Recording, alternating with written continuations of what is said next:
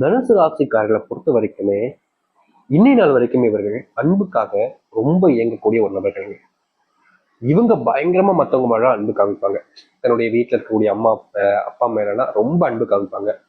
தன்னுடைய வீட்டுல இருக்கக்கூடிய அம்மா அப்பா என்ன சொன்னாலும் கேட்பாங்க. ரொம்ப மரியாதை வைக்கக்கூடிய ஒருத்தர் தான் அது தனுசு ராசிக்காரர்களா. தெரிஞ்சவங்க தெரியாதவங்க பாக்குறவங்கன்னு எல்லாருக்குமே இவங்க மரியாதை கொடுப்பாங்க. ரொம்ப நெருக்கி பண்ணனா கூட ரொம்ப மரியாதை இல்லாம பேச மாட்டாங்க. ரொம்ப மரியாதையா பேசுவாங்க தனுசு ராசிக்காரர்கள். தனுசு ராசிக்காரர்கள் பொறுத்த வரைக்கும் இன்னைக்கு வரைக்குமே இந்த கெட்ட வார்த்தை அப்படின்றதெல்லாம் இவங்களுடைய அகராதிலே இல்லைன்னு தாங்க சொல்லணும். யார்கிட்ட பேசினாலும் சரி மரியாதையாகவும் ஒழுக்கமாகவும் பேசக்கூடிய நபர்கள் தான் தனுசு ராசிக்காரர்கள். தனுசு ராசியுடைய வாழ்க்கையில காதல், இந்த காதல்ல இவங்க பட்ட விஷயம் இருக்கு. அப்பப்பா காதல்கள்ல மூழ்கி போயிருக்கக்கூடிய ஒரு நபர்கள்லாம் தனுசு ராசிக்காரர்கள் தான். ஆனா வாழ்க்கையில வெற்றி பெறணும்ன்ற ஒரு எய்ம் அச்சீவ்மெண்ட் இவங்களுக்கு இருந்துகிட்டே இருக்கும். ஒரு ஆசையை கையில பிடிச்சுக்கிட்டு அந்த ஆசைக்காக ஓடுறவங்கன்னா தனுசு ராசிக்காரர்கள் தான். இவங்களுடைய வாழ்க்கையில, அதாவது தனுசு ராசினுடைய வாழ்க்கையில எப்படியாவது ஒரு அரசாங்க வேலையை வாங்கிருந்தான், என்னைக்காச்சும் கஷ்டப்பட்டாலும் வாங்கின்றான்ற ஒரு எண்ணம் இவர்களுடைய வயசுல 22 வயசுல வந்துடும். 21, 20 இந்த காலகட்டங்களில் உங்களுக்கு வந்திருக்கும். தனுசு ராசிக்காரர்களுக்கு எப்படியாவது ஒரு அரசாங்க வேலை போயிடணும் அப்படின்ற ஒரு எண்ணம். 10 வேலைக்கு போகலாம், ஆனா அதெல்லாம் விட எனக்கு தாண்டி அரசாங்க வேலை தான் முக்கியம் அப்படின்னு அரசாங்க வேலைக்காக பயங்கரமா கஷ்டப்பட்டு முயற்சி செய்யக்கூடிய நபர்கள் தான் அது தனுசு ராசிக்காரர்கள் தான். குடும்பத்தை விட தனக்கு எதுவுமே பெருசு நினைப்பாங்கன்னா அது தனுசு ராசிக்காரர்கள் நீங்க தான். இந்த நாள் வரைக்குமே தனுசு ராசிக்காரர்கள் குடும்பம் தான் முக்கியம், குடும்பத்தோட எனக்கு எதுவுமே முக்கியம் இல்லைன்னு நீங்க நினைப்பீங்க. உங்களுக்கு நிச்சயமா கூட பிறந்த சகோதரன் இருப்பானோ இல்லையோ, சகோதரி நிச்சயமா இருப்பாங்க. உங்களுக்கு சகோதரி நிச்சயமா இருப்பாங்க, சொல்ல முடியாது. வீட்டுல 2 பெண்களாகவும் இருப்பாங்க அதிகபட்சம். இந்த தனுசு ராசினுடைய வாழ்க்கையில அக்கா தங்கச்சின்னு இருப்பாங்க. அதுல தங்கச்சியா வரக்கூடிய நபர்கள் தான் தனுசு ராசிக்காரர்களும் இருப்பாங்க. தனுசு ராசினுடைய வாழ்க்கையில இவங்க ரொம்ப பெரிய கனவுகளை வச்சிருக்க மாட்டாங்க.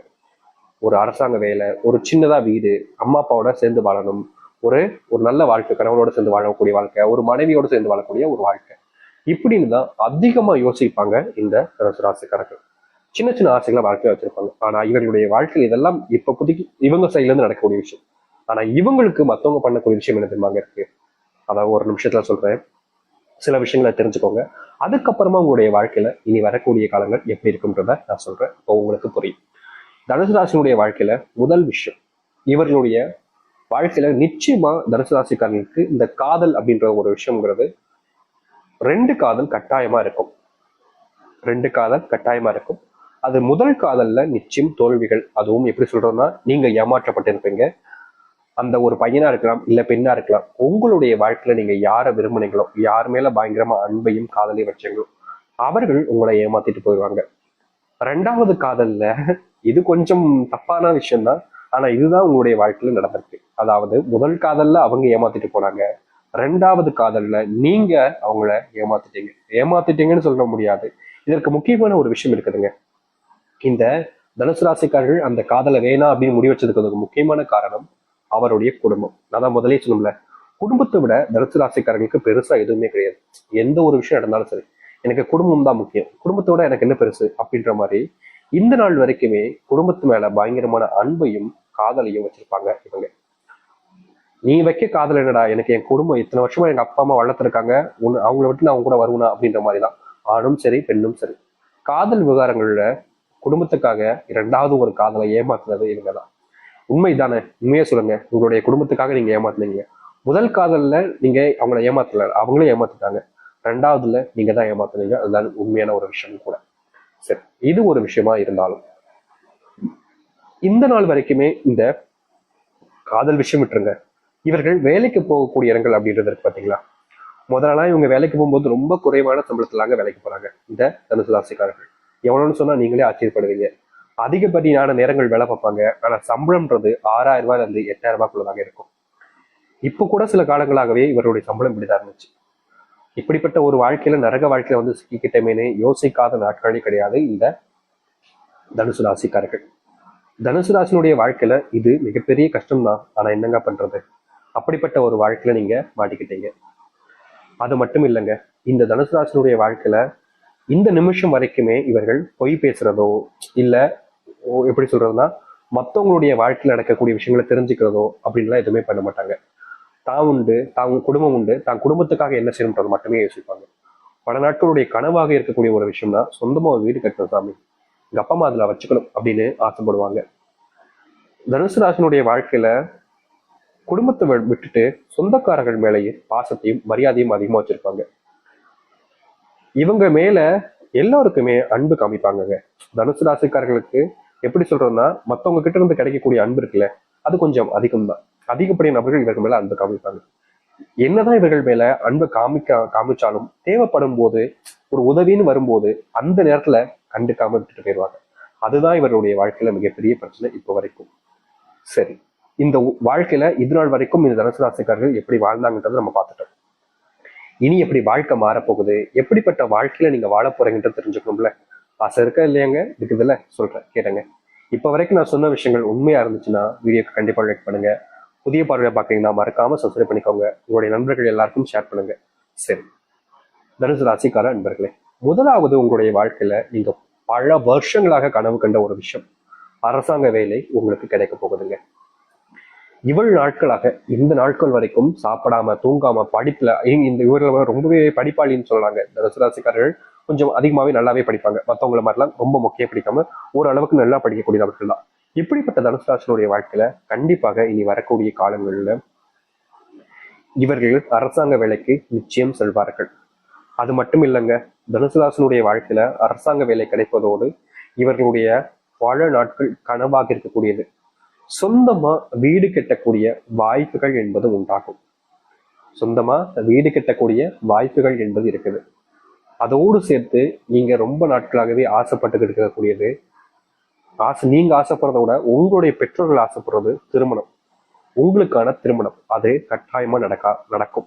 ஒரு 23, 24 வயசுக்குள்ள இவர்களுக்கு திருமணம் ஆகும் வாய்ப்புகள் அதிகமா இருக்கு பெண்களுக்கு.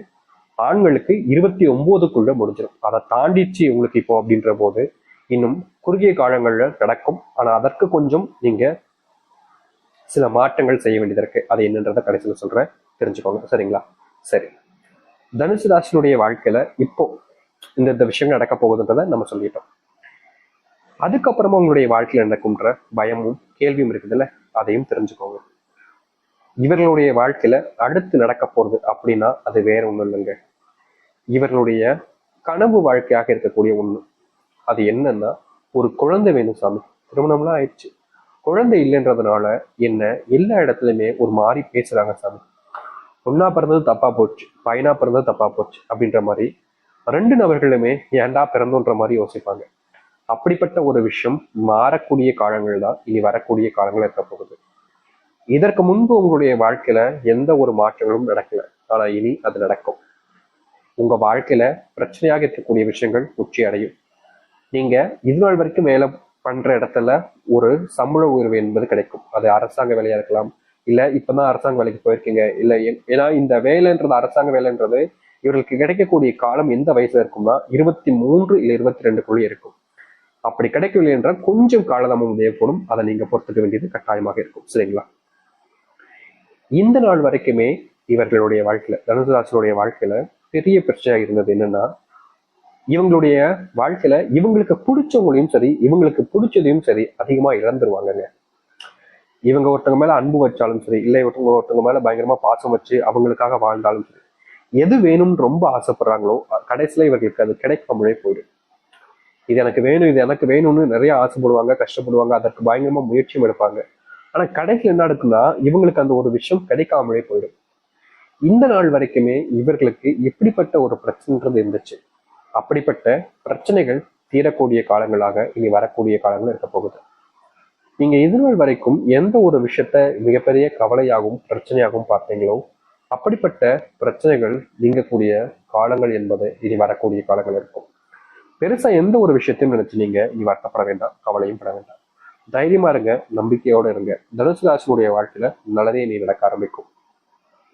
இவ்வளவு நாள் எத்தனை கஷ்டங்களை பார்த்தீங்க, ஆனா இனி மாறுதுன்னா ஏன் உங்களுடைய மனசு அதை ஏத்துக்க தடுமாறுதை சொல்லுங்களேன். தனுசு ராசினுடைய வாழ்க்கையில கஷ்டங்களையும் பிரச்சனைகளையும் பயங்கரமா பார்த்துட்டாங்க.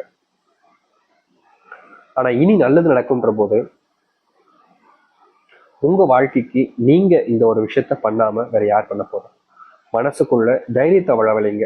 உங்களுடைய வாழ்க்கையில நல்லது நடக்கும்ன்ற நம்பிக்கையை கொண்டு வாங்க. கண்டிப்பா உங்களுடைய வாழ்க்கையில மிகப்பெரிய மாற்றத்தை ஏற்படுத்தக்கூடிய காலங்களாக இனி வரக்கூடிய காலங்கள் இருக்கும். அது மட்டும் இல்லைங்க, நீங்க பல நாட்கள ஆசைப்பட்ட ஒரு வாழ்க்கை உங்களுக்கு கிடைக்கும். அது எந்த ஒரு மாற்றமும் இல்லை. சரிங்களா? சரி, இப்போ உங்களுடைய வாழ்க்கையில நடக்கக்கூடிய விஷயங்கள் நம்ம பார்த்துட்டோம். உங்களுக்கு ஒரு மாற்றம் வேணும் அப்படின்னா நீங்க ஒரு விஷயத்தை செய்யணும்னு நான் முதலே சொல்லியிருந்தேன், ஞாபகம் இருக்குங்களா?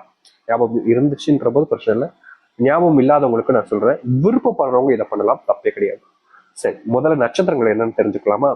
தனுசு ராசியினுடைய நட்சத்திரங்கள் மூலம், பூராடம், உத்திராடம், 1ஆம் பாதம் முறை வரைக்கும் இதுல நட்சத்திரங்கள் இருக்கு. சரிங்களா?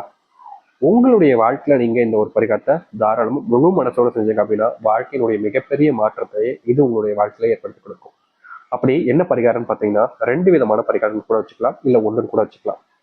அது என்னன்னா, பக்கத்துல இருக்கக்கூடிய எந்த கோவிலாக இருந்தாலும் சரிங்க, எந்த கோவிலாக இருந்தாலும் சரி, ஞாயிறு, வேலன், வியாழக்கிழமை, வெள்ளிக்கிழமை, ஞாயிறு, வியாழக்கிழமை, வெள்ளிக்கிழமை, இந்த 3 நாட்கள்ல அங்க போயிட்டு ஒரு நெய் தீபத்தை ஏத்திட்டு வாங்க. மறந்துடாதீங்க, ஒரு நெய் தீபம் ஏத்தணும். நீங்க எப்பவும் போல நல்லெண்ணெயை வச்சு ஏத்தக்கூடாது. சரிங்களா? ஒரு நெய் தீபத்தை நீங்க ஏத்திட்டு வரணும். அப்படி நீங்க ஏத்திட்டு வருவது இதற்கான சரியான பரிகாரமாக இருக்கும். இது முதல் பரிகாரம். என்னைக்குனாலும் போலாங்க, என்ன தேதி என்ன கிழமை அப்படின்லாம் யோசிக்க வேணாம், என்னைக்குனாலும் போலாம். ஆனா அது போகக்கூடிய கிழமை அப்படின்றது ஞாயிறா இருக்கணும், வியாழனா இருக்கணும், இல்ல வெள்ளியா இருக்கணும். மறக்காம இதை ஏத்துங்க. அப்படி இல்லைன்ற போது உங்களுடைய வீட்டு நிலைவாசல் முன்னாடி நீங்க இப்படிப்பட்ட ஒரு பொருள்ல வீட்டு முன்னாடி விளக்கு ஏத்துங்க. அதாவது இன்னும் கோவிலுக்கு முன்னாடி போயிட்டு நீங்க இந்த ஒரு விளக்கு ஏத்திடணும். அப்படி உங்களுடைய வீட்டு பக்கத்துல கோவில் இல்லாம போகுது அப்படின்ற போது, கோவிலுக்கு போக முடியலன்ற போது உங்களுடைய வீட்டு நிலைவாசல் முன்பு நம்ம சொல்லக்கூடிய முறைப்படி ஒரு விளக்கு ஏத்துங்க. சரியா எந்த நேரத்துல ஏத்தணும் அப்படின்னா, நீங்க கோவில் ஏத்த போறீங்கன்னா எப்பனாலும் ஏத்திட்டு வாங்க. ஆனா வீட்டு மணி ஏத்துறீங்கன்னா சரியா 6:30 மணி முதல் 7 மணிக்குள்ள, இல்ல 6 மணில இருந்து 7 மணிக்குள்ள கூட வச்சுக்கலாம், தப்பே கிடையாது. 6 to 7 வச்சுக்கோங்க, இல்ல 6:30 வரைக்கும் கூட வச்சுக்கலாம், தப்பே கிடையாது. எந்த குறிப்பிட்ட நேரமாக இருந்தாலும் சரி, அந்த மாலை நேரத்துல உங்களுடைய வீட்டுல விளக்கு போடுவீங்க பாத்தீங்களா, அந்த நேரத்துல முத்தம் தொளிச்சு வாசல் பெருக்கிட்டு கோலம் போட்டுட்டு அதுக்கப்புறமா ஒரு அகல் விளக்கு எடுத்து வீட்டு நிலைவாசல் முன்னாடி வைங்க. அதுல நெய் ஊற்றுங்க. முக்கியமா அதுல 2 துண்டு கல்லுப்பும் 1 ரூபாய் நாணயத்தையும் போட்டதுக்கு அப்புறமா விளக்கை ஏற்றிடுங்க. இதை மட்டும் உங்களுடைய வீட்டுல